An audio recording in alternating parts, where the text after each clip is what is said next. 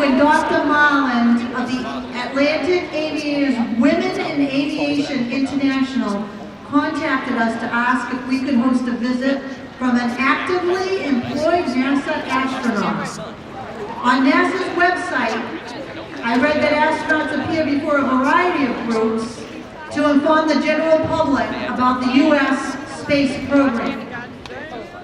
Typically, the presentations are made to high schools, universities, community organizations, businesses, and associations, or military organizations. In order to reach as many people as possible, NASA offers two options to choose from when you are requesting an astronaut's appearance. One is an in-person presentation, which we are lucky to have today. The other is a virtual appearance using Skype. We're most pleased through the work of Dr. Marland and her associates. We have an in-person visit from astronaut Dr. Jessica Meir. And this is her first live presentation. So let's give her a warm welcome.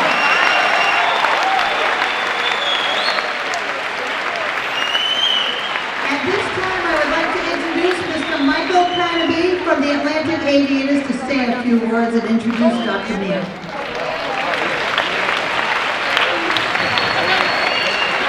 Good morning, everybody. Good morning. My name is Michael Carnaby, and I am an astronaut.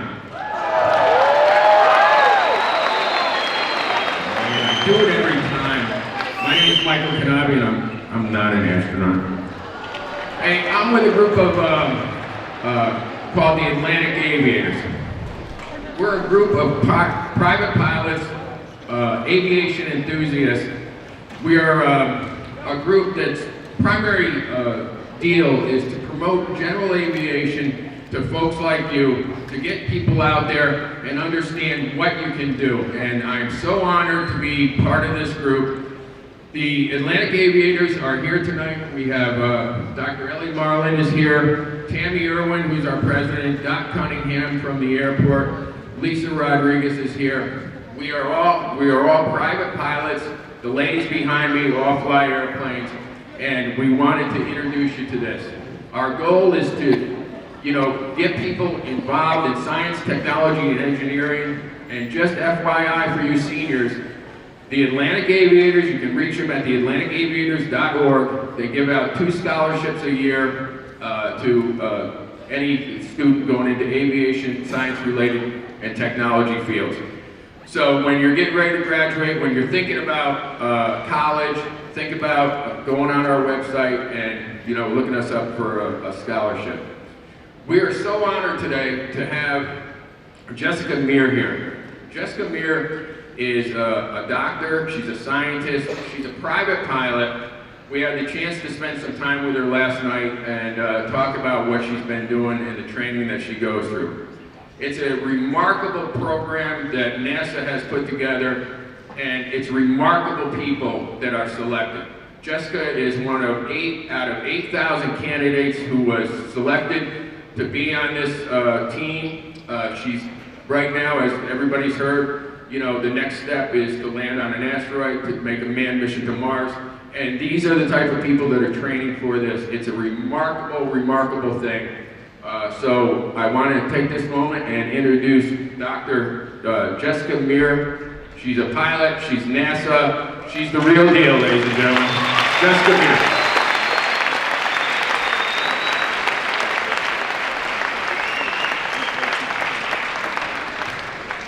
Okay, thank you very much, Michael, for that introduction.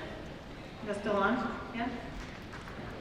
Okay, thank you very much for having me here. It's great to be back in New England.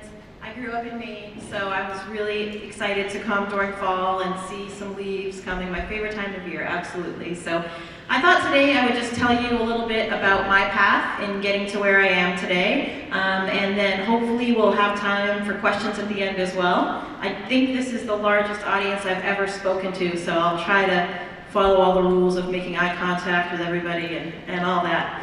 But we'll definitely have time at the end for questions, so please save any that you have till the end, or if some really burning ones during the presentation, let me know. So as we mentioned, I actually grew up in a small town in Caribou, Maine, all the way up here. And from the time that I was 5 years old, I think I'm actually a bit younger in this picture, but from the time I was 5 years old, I started saying that I wanted to be an astronaut. And that is something that's still really hard for me to believe. You know, I pretty much pinch myself every morning thinking, how could this childhood dream actually come true? And it's hard to believe that it did. But in order to get there, I was really interested in pursuing this dream, as I said, since that very young age. And I did a lot of things to try and involve myself in NASA-related activities and scientific-related activities from the time I was a kid. I was really interested in biology, so I was pursuing biological sciences. I was really interested in animals, so I wanted to look at that. But in the back of my mind, too, I always kept up everything at NASA. I did some things along the way, like a space camp at Purdue University when I was about your age, actually. And one of the first times that I actually went to the NASA Johnson Space Center was right after I graduated from college, and I was lucky enough to go up in what they call the Vomit Comet. Has anybody heard of the Vomit Comet before? It's a large airplane that flies in parabolas, so we actually can experience weightlessness for about 30 seconds. So they even have programs for students. For university students, you can design an experiment, and if you're selected, you get to go down to Houston and ride on the Vomit Comet. So that's where this is. As you can see, here's another tie to the local area. I did my undergrad at Brown University, where I studied biology, so not far from here either. Along the way, after majoring in biology, one of the things I did, before this time working at NASA, I did work there previously. After college and after I did a year-long master's in France, I went to Houston and I got a job working in the physiological sciences. And so had a lot of great experiences while I was there. One of the coolest experiences was living underwater. NASA has what's called, NASA participates in a program called NEMO. We utilize an underwater habitat called the Aquarius habitat off of Key Largo. And so we actually got to go live underwater. NASA likes to do a lot of what we call analog missions. So if we can compare living in space with something on Earth, then it's good training for us. It's a small, isolated environment. This is an underwater habitat that's down at about 45 feet on the seafloor. So you're in a really small environment, a confined environment. You need life support to go outside. You do a lot of scuba diving, and you have a lot of crew dynamics. So this was when I was working as a scientist at NASA, and I did this mission with 2 astronauts, this guy, and then a flight director. This guy right here looks a lot younger than he does now, but he's the guy that's up there right now for a whole year. His name's Scott Kelly, and he's doing the first ever year-long mission for an American, so pretty exciting stuff. I'm not going to spend too much time on this background because I really want to tell you a lot about what it's like to train to be an astronaut, since I think that's probably what you're most interested in. But if you have any questions more about my path and getting here, save those to the end and we can talk about it then. So as I mentioned, I knew I wanted to be an astronaut. I knew that I wanted to do things involved with space, but sometimes people think of really the only traditional paths of getting there are, I have to be a military pilot or I have to be an engineer. And for me, I always wanted to fly airplanes, but I was really, really fascinated about biology. And so I started reading more while I was working at NASA. I started reading more about different kinds of things out there. I knew I wanted to go to graduate school, but I couldn't decide, do I want to go to medical school? Do I want to do a PhD? And I just started reading about these fascinating animals, and I started being really intrigued by animals that can do amazing things. For example, these emperor penguins, you've probably seen March of the Penguins or any of these other movies and seen all the amazing things that they do in caring for their young. But I was really interested in their diving physiology. So these birds can dive for 30 minutes on a single breath. So imagine just holding your breath the whole time I'm talking to you today. And they can do that. And so I was really interested in trying to understand what is unique about these animals, about their physiology that allows them to do that. So I went to graduate school, and I was fortunate enough to work in a lab where we actually went down to the Antarctic to do our research. And so here's a picture of me at one of the emperor penguin colonies. Pretty amazing experience. If you sit really, really quietly, they're very curious animals, and they're not afraid. So they'll come right over to you and start pecking at your boot or exploring around. And so I was just hanging out here, and these guys just came right over to me for this photo op. As I mentioned before, I really like underwater stuff, so I was really fortunate to be able to scuba dive down in the Antarctic as well, where you can explore, underneath the surface of the ice. And I think that's kind of been one of the big underlying themes of my life, is this spirit of exploration. Going places where a few people have gone, really trying to push the boundaries, and so diving underneath the sea ice was an incredible experience for that. I also worked with the elephant seal, so if you were impressed with an emperor penguin holding its breath for 30 minutes, this is an elephant seal. An elephant seal can hold its breath for 2 hours. These are air-breathing, breath-hold divers, just like you. So how do they do it? How can they hold their breath for 2 hours? And they're not just down there resting, conserving oxygen. They're swimming around, they're foraging, they're catching fish. So how do they do it? And so with both the emperor penguins and the seals, what we actually did was we would attach these little microprocessors, little recorders, so we could study them. We could measure, first of all, their dive behavior, see how deep they're diving, how long they're diving, and then I was really interested.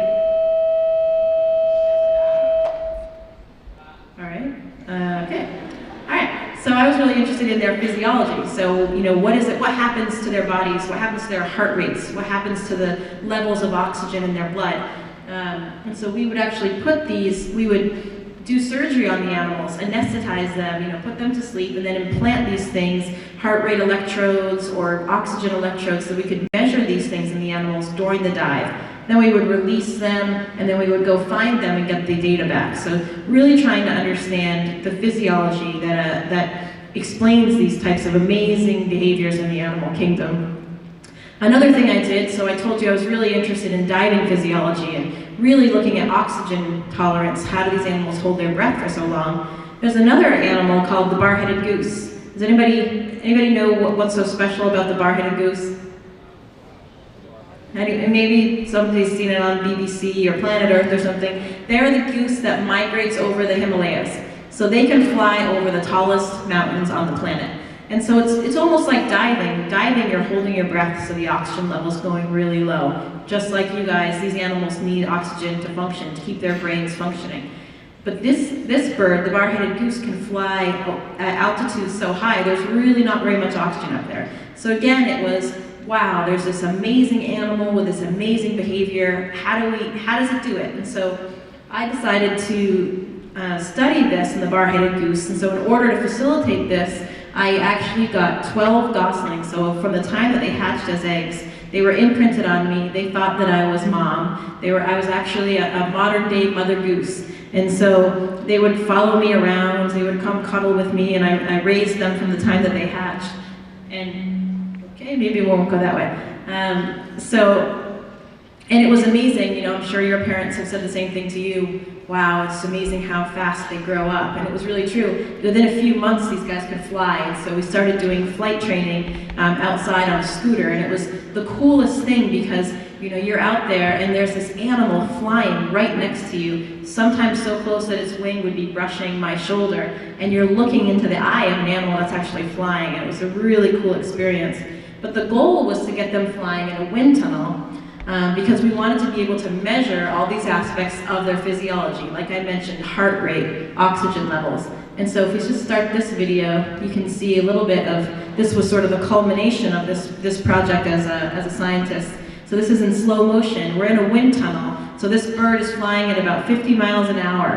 And you can see we have it all hooked up to monitor all these different aspects of their physiology. It's actually wearing a mask, so we can collect the air that it exhales, analyze it for oxygen and CO2, and see how hard they're... And I'm not really sure why that's happening.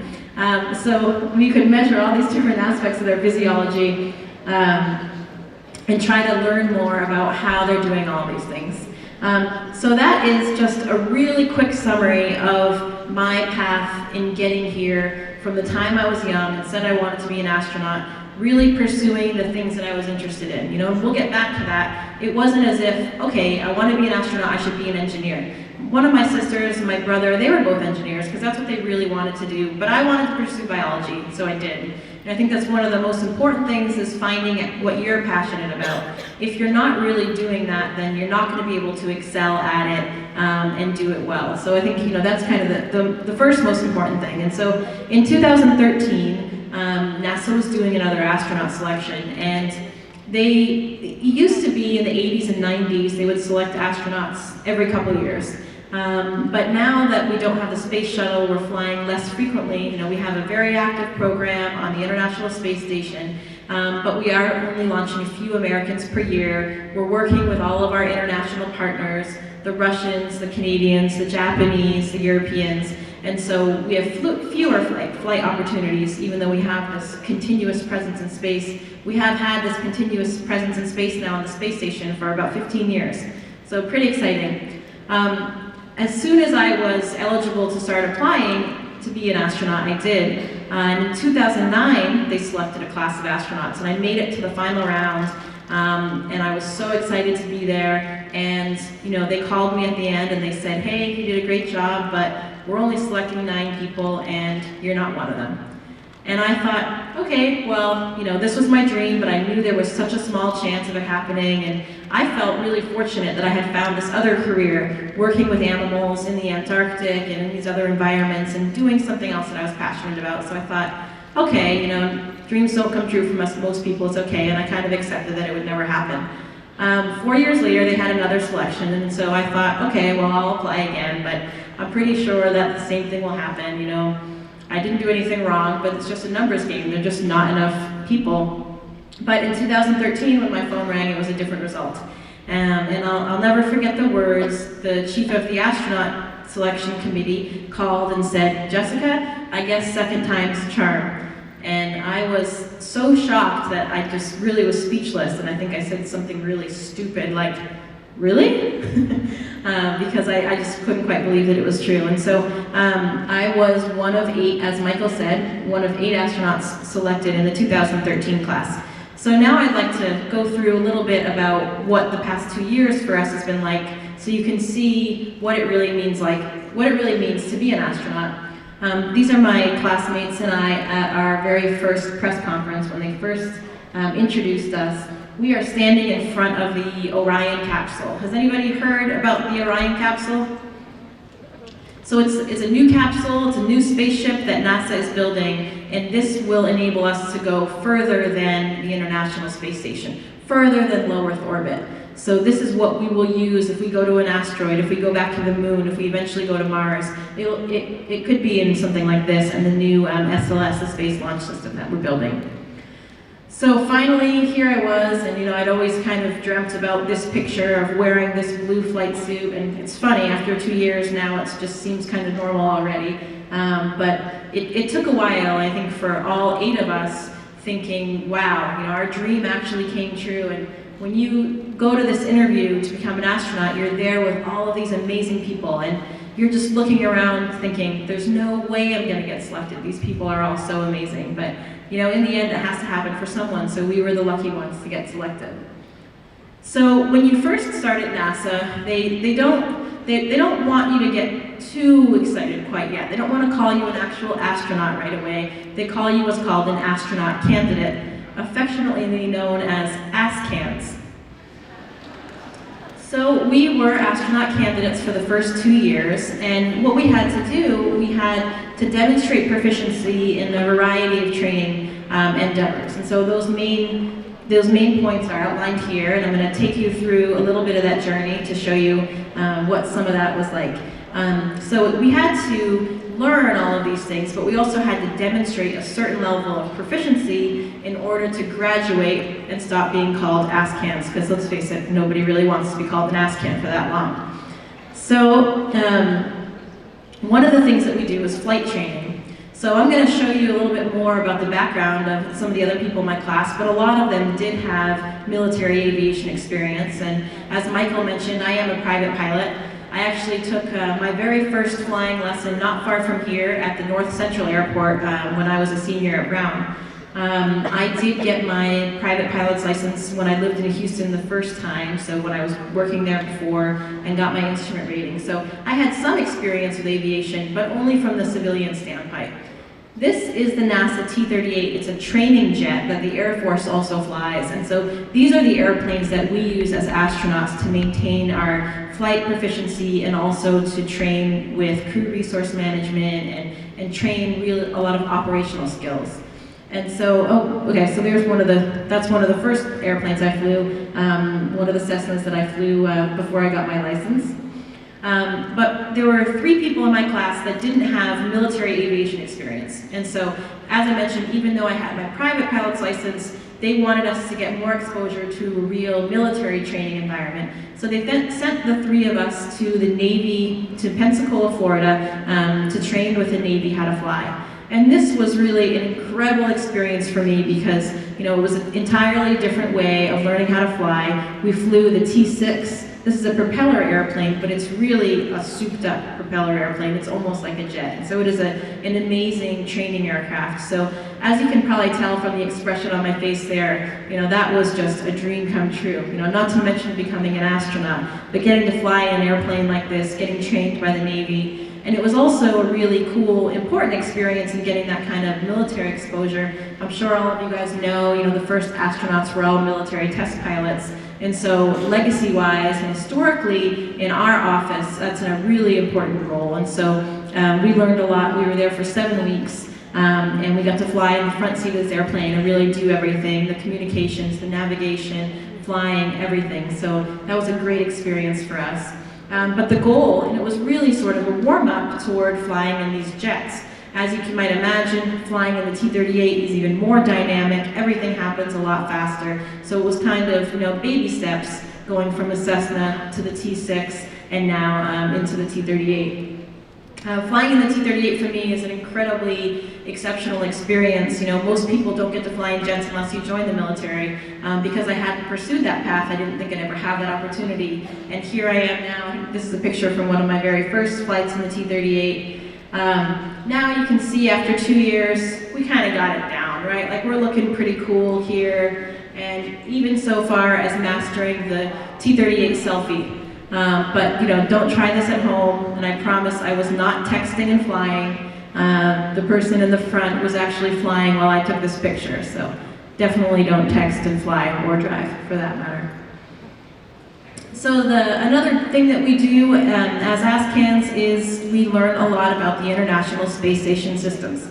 So the International Space Station, as I mentioned, it's an orbiting laboratory really. It's fully built now. It took many, many years to build, many shuttle missions, many Soyuz Russian missions, and lots of spacewalks, putting this thing together almost like a big Tinker Toy or Lego set. It is fully built now though, and it's about the size, end to end, it's about the size of a football field. So you can see we've got the solar arrays sticking up on the sides here. These sort of cylindrical volumes, that's the habitable volume, and everything is sort of supported off this big truss where we do spacewalks. So while we're up there, now unfortunately the space station's actually getting a little bit old. So just like things in your house or your car, things break. A lot of you guys here in this high school are learning how to fix things. Very, very useful skills, knowing how to do that. It's a huge part of our job. One of the interesting things about this career is that I can't just be a scientist anymore. I have to be a plumber and an electrician and a repairman, and I have to be able to still do the science. I have to be able to go out and do a spacewalk. We really have to be really diverse, and so that's one of the most exciting things about this career. Every day is different. We're doing something completely different every day, and you really have to have a broad skill set. So these are just some examples about learning things about how the space station operates. So we would do everything from studying engineering diagrams to learn about the electrical system, learn how to replace things and repair things that are breaking down or just need routine maintenance. This is a picture on the right of fixing the toilet. You regularly have to change out these tanks that hold all of the waste. We recycle a lot of the water up there. We reclaim, I think, about 85% of the water. We do drink our own pee. So, it all comes full circle, but we need to do things like that. If you're gonna make it all the way to Mars, we really need to learn these kind of technologies to use everything. Wow, that really got people going here. All right, okay, so we'll talk more about drinking our pee, I guess. This is another day where we were just learning more about the space station. This is the cupola, which is one of the coolest parts of the space station because it's all the windows. It gives all of the astronauts that great view, and I'm sure you've seen a lot of pictures from there. Another thing that we learn about is robotics. So the Canadian Space Agency actually built this giant structure out here called the Canadarm. And it's a big robotic arm that was really important in building the space station, moving things around, even moving us in our spacesuits around, depending on where we need to go on the outside of the space station. And you can actually fly this robotic arm from inside the space station. So we learned how to do that, and we did that training in Canada with our partners. And it's really cool. It's a lot like flying. You know, you have your control stick for rotation and translation, and you actually fly this thing around, and it can inchworm. This one end can attach to another fixture and then release the other end and walk around that way. But you can, you know, you are flying it manually, you can bump it into the structure and cause a lot of damage, so you have to do it all very carefully. So here's a picture on orbit of the space station, and here's one of the astronauts actually operating it from within the space station. Another thing we learned, do you guys study foreign languages here as well? No, okay, well maybe that's something maybe you can pursue in your own time. So we have, as I mentioned, an international crew, and so this is one of the really exciting aspects about it for me, is working with all these people from different countries. You know, the International Space Station is a joint venture, as I mentioned, with the Russians, the European Space Agency, the Japanese Space Agency, and the Canadian Space Agency, and so we all have to speak English and Russian. So over the past 2 years, we've had very intensive language training, one-on-one, working with native Russian speakers, and so that's been a really cool experience. My parents are both from other countries, so I really like that kind of international experience, and speaking other languages is fun. Russian is a tough language to learn, but it's totally worth it, and very rewarding to be able to talk to your colleagues in their native language. And the Russians usually have some very interesting flight suits that they kind of give us to wear. Lots of interesting fashion on the space station as well.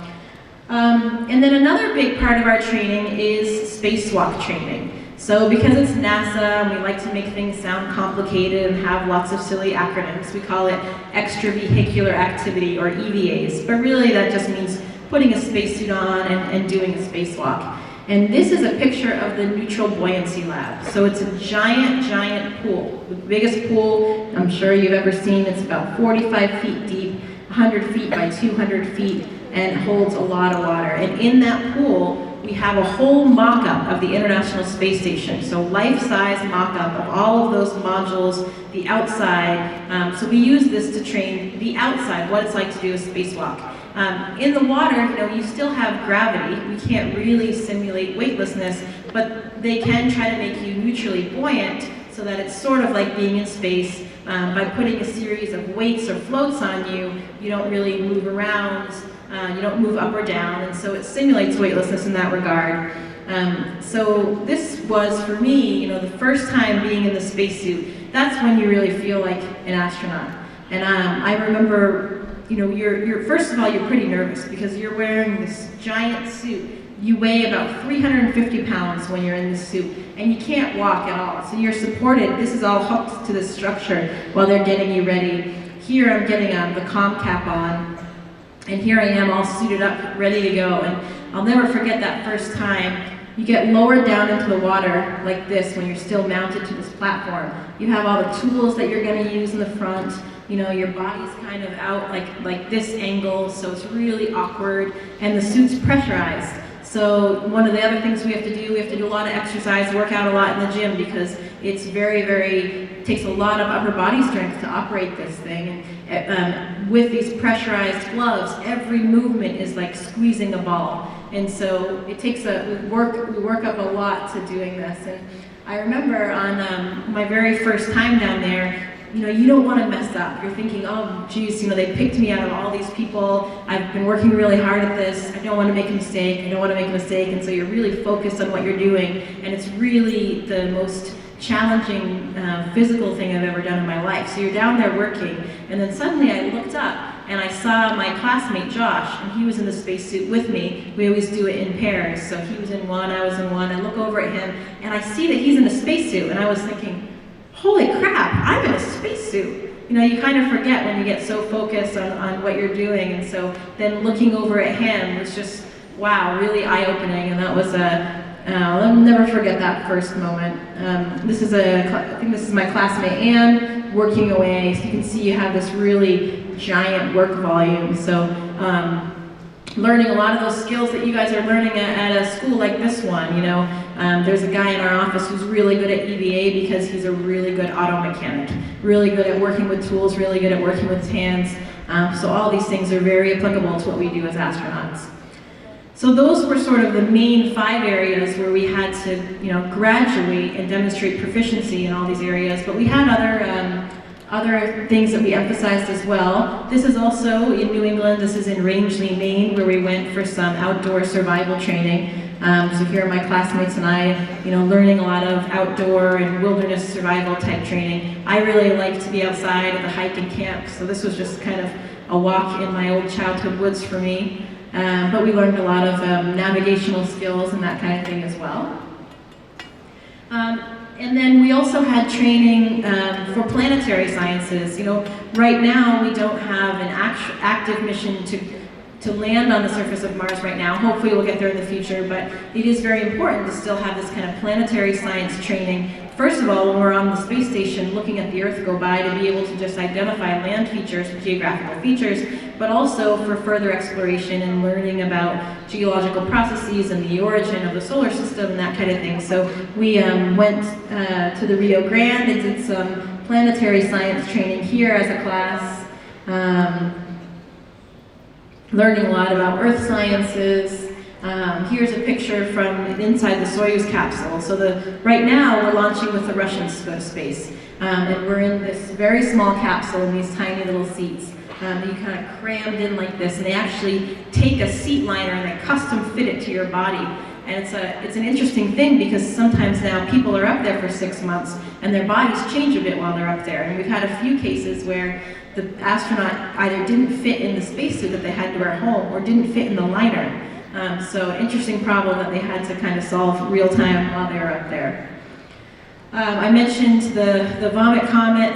I got to do another flight with my classmates here. This was fun because we didn't have to do any work. We weren't doing any science. We were just kind of playing the whole time. So that's another photo there with my classmates and I. And you try to do these cool things like shoot yourself down like Superman, and it's just a really cool experience to, the very first time, all of a sudden your arms just start lifting up and everything, your organs too, just everything kind of lifts up. So a very unique experience.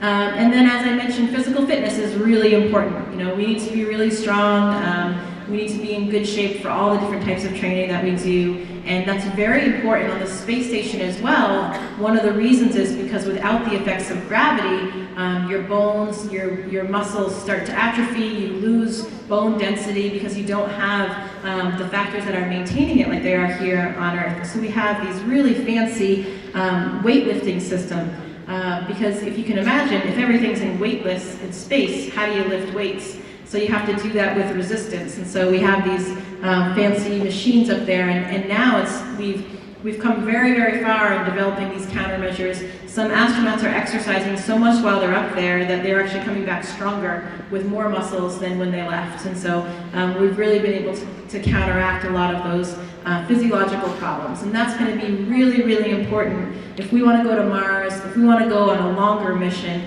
We need to understand the effects on the human body and understand, what we're going to be like when we get there. If we land on Mars, but we get out of the space capsule, we can't walk, then obviously we're not going to do much good there. So understanding all of these processes first is what we're doing on the space station to enable us to explore even further.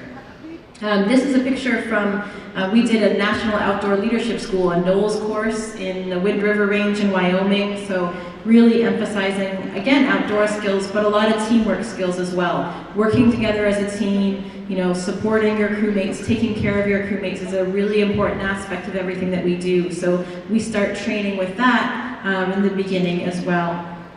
In environments like this. This is really a beautiful place to go hiking. And I'm very happy to say in July, these are my classmates and I, we are affectionately known as the 8 Balls. And so so there are 4 women, 4 men in my class. And this is a picture from our graduation ceremony. So in July, this is the moment when we stopped being called ASCANs. So now we are full-fledged astronauts. And that means that we are waiting for a mission. So none of us have been to space yet, but hopefully in the next few years, we'll start getting assignments and we'll go to space. Hopefully in the next 3 to 5 years or so, we'll have missions on the International Space Station. But for now, we each are assigned a technical job in the office. And so I am assigned to what we call the CAPCOM branch. And the CAPCOM is the capsule communicator, the person in the mission control room that actually talks to the astronauts in space. So it's very applicable to like being a flight controller, talking to people that are flying airplanes and from the ground. And so this is a picture in the mission control room. I recently finished my training to become the CAPCOM, and here I am talking to Scott Kelly and the other guys that are up there on the space station. Sitting next to the flight director would be sitting here next to my left. And it was a really exciting moment because for the past 2 years we've been doing all this amazing training, but we weren't really working the current mission. So it was really cool to now be contributing to the active mission that's going on there, going on right now. This picture was one of the ones I started out with. This is a fit check for what we call the MESA suit. This orange suit is kind of an iconic astronaut symbol, right? It was a launch and entry suit for the space shuttle, so they've modified it now, and this is the suit that we'll wear when we launch and land in the Orion capsule. So we had a fit check to make sure all of the sizing is right for us for the future. We do other things like biological sciences training. Not really that out there for me, as I mentioned, because I'm a biologist, but there are other people in my class that never took a biology class. So learning how to do some of the experiments that we will be operators up there. As I mentioned, we have to do everything. There may be a scientist that spent 10 years designing the experiment that's going to fly on the space station, and they need me to do everything exactly correctly for their experiment. So we get some exposure before going up there and how to do that. This is a recent picture just a couple weeks ago where we went to Maxwell Air Force Base in Alabama for what's called a leadership reaction course. So again, really emphasizing teamwork, working together as a team, taking care of each other, and also leadership skills. So this was a really cool experience where we did all of these sort of obstacles that you had to sort of figure out from a mental and a physical perspective, how to cross over this wall using only this pipe and get across the water, and that was a lot of fun with my classmates here. And so I think one of the main points that I wanted to emphasize to you guys today is that there are a lot of different paths toward achieving your dream. And your dream can be anything. It doesn't have to be being an astronaut. It can be anything. And really the important thing is finding the one thing that's passionate to you. What do you really care about? Because that's what you're going to do the best at. But even more important than that dream is getting there, is doing it. You need to make it happen. One of the things for me was my mentors. I was very, very fortunate to have incredible mentors that inspired me and encouraged me and fostered those dreams, but it's really all about you deciding to make a difference and start on that path to get there. So I just wanted to show you, I told you a little bit about my story, but there's no one recipe. A lot of people say, how do you become an astronaut? What do I need to do? Which boxes should I check? And it's not about checking the right boxes. Like, as I said, it's really about following your passion. And so that recipe was very, very different for all of my classmates. For example, this is my classmate Anne. She was a helicopter pilot in the Army and a test pilot. So incredibly different background. As I mentioned in that biology course, she'd never taken a biology class in her life. I have a PhD in biology. She'd never even taken a class. She took a totally different course in her life, and we both ended up in the same place. This is Nick Hague. He joined the Air Force and he was a flight test engineer, so he was in the back seat. He wasn't the pilot, but he was the guy in the back seat doing all the really difficult, brainiac, important things. This is Victor Glover. He is a test pilot in the US Navy. He flew F-18 Hornets. So those are the airplanes that the Blue Angels fly, if you don't know. Then there's Christina Hammock. She and I are the only two civilians in our class. Everybody else does actually have a military background. And she's an electrical engineer. She had worked for NASA before, designing instruments to be used in space sciences, working in remote field sites. Like me, she also spent time in the Antarctic, so you can see a picture of her there. And she was really doing a lot of hardcore remote field site engineering, so setting up scientific instruments in these kind of remote environments. And this is Josh Cassida. He is a US Navy test pilot as well. He flew P-3s and a lot of other airplanes. And this is Drew Morgan. He's also in the US Army, but he's a physician. So, you know, there's everything in my class from maybe the stereotypical test pilot to a physician, to me as a scientist, to an electrical engineer. There are really so many different paths in getting here, and what's really important is finding your own way. And oh, sorry, lastly, Nicole Mann, she's also an F-18 Hornet pilot.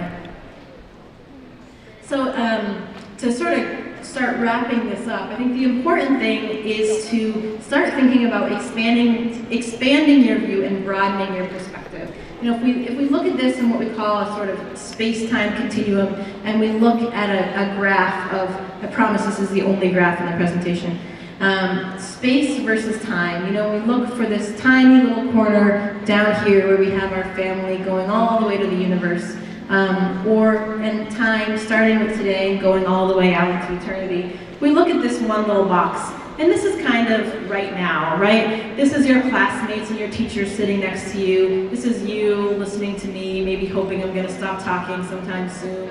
You know, this is what seems very important right now. But in thinking about that, what we really want to do is think a little bit bigger picture. What's beyond that? This is kind of our comfort zone. You know, this is where we feel comfortable. This is where we're looking at the people around us, and what we see is a lot of differences. Those differences, you know, might lead you into some negative behaviors, or might lead you into thinking about, you know, comparing yourselves in a way that might not be that productive. But once you expand your view and really start thinking a bit bigger picture, you'll then kind of appreciate and look around you. The people that are sitting right next to you are probably a lot more alike than you think. And so I think it's really important sometimes to think outside of your comfort zone. Once you start pushing yourself a little bit, once you start maybe feeling a little bit uncomfortable, that's when I think the good stuff really happens. And so try to start thinking bigger picture that way. You know, you might be thinking of a hurricane from this perspective, but what about looking at it from the world's perspective, from up here? Looking at the sun every day, or really looking at it from out here. You know, we mentioned home and where I came from. I've lived in a lot of different places. I've called all of these different places home, even outside of the US, and even been fortunate enough to call the Antarctic my home from time to time. But really what we should be thinking is even bigger picture here. Home as our entire planet. This picture, hopefully you've seen before. You know, this was the first time when the Apollo astronauts went to the moon. This picture became very, very important in people understanding how small and fragile, and understanding that we needed to protect our own planet. This was the first time that people actually looked at what they called home from another planet, or well, from the moon. And so it was a totally different perspective, looking back at the whole planet as our home from off the planet.